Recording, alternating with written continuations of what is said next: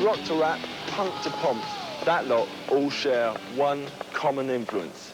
Reviled in public, revered possibly in private, they're acknowledged to be the most horrible example of a 70s supergroup. Yet, in the 80s, the dinosaur has spawned a whole host of imitators who sample their sound and their style. It is, of course, Led Zeppelin. Even Zepp's singer himself, Robert Plant, samples 6 of his old tracks on his new LP, and bassist John Paul Jones is producing goth heroes The Mission. We talked to both Jones and Plant about the Zeppelin legacy.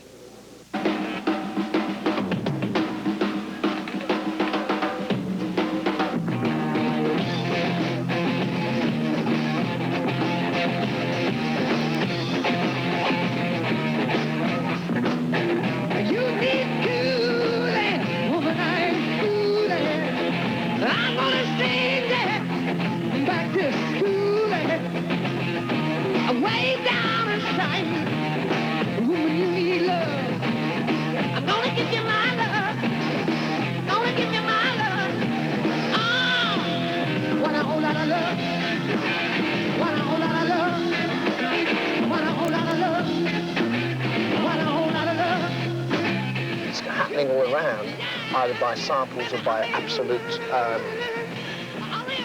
copying and emulation, you know, blatant stealing. And I might as well join in. And in a way, it is kind of funny too. I'm totally bemused by it all, actually. It's good for your bank balance. Well, I don't know. I don't mind, you know. It's a form of flattery, really. That these people are using old riffs and styles, and you know, my lawyer doesn't agree, but.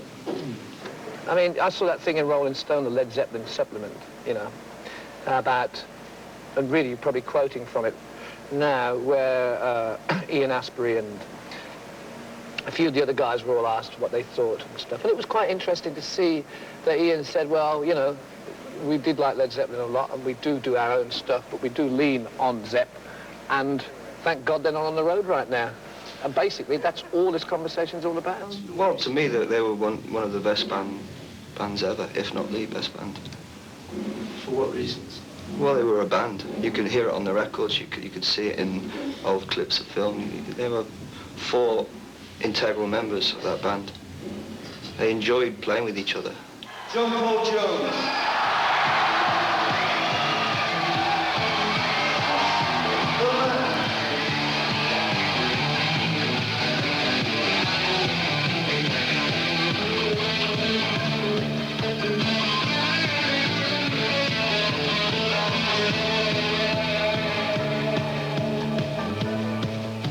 Punk, to me, was a very non-musical era. It was more spiritual than a movement. But there's very little punk music that stands up to listening to these days. Whereas Led Zeppelin wrote good songs. And that's as simple as that.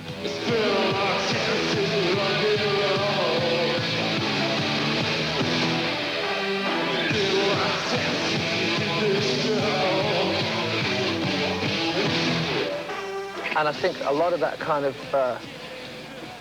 rejection of the status quo was absolutely and wholeheartedly correct.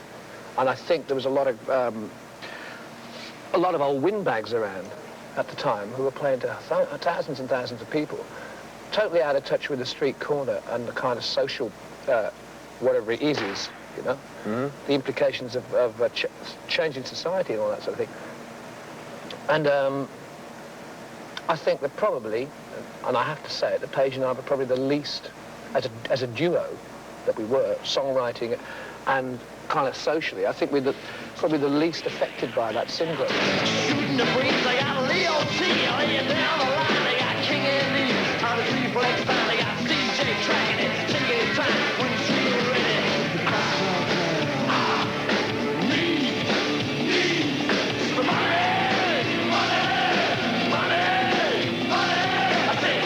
It does occur to you, like the sort of the Bonham bass drum and the Bonham snare drum, you know. One is last to use it. When the levee breaks. I mean, everybody else has used it, and you think, oh, why not? Well, one of the best examples of a Led Zeppelin sample is taken from Led Zeppelin 4 album called When the Levee Breaks, track When the Levee Breaks. It's just a beat.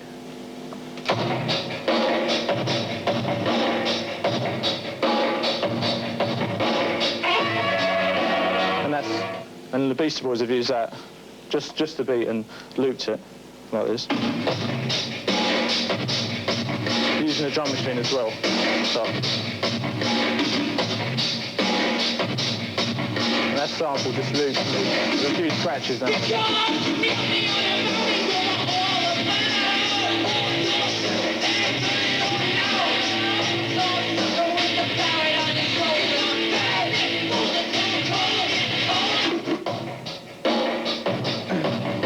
Even if you've got 2 copies of it, you can keep that beat going if you do it live. Just have it going all the time.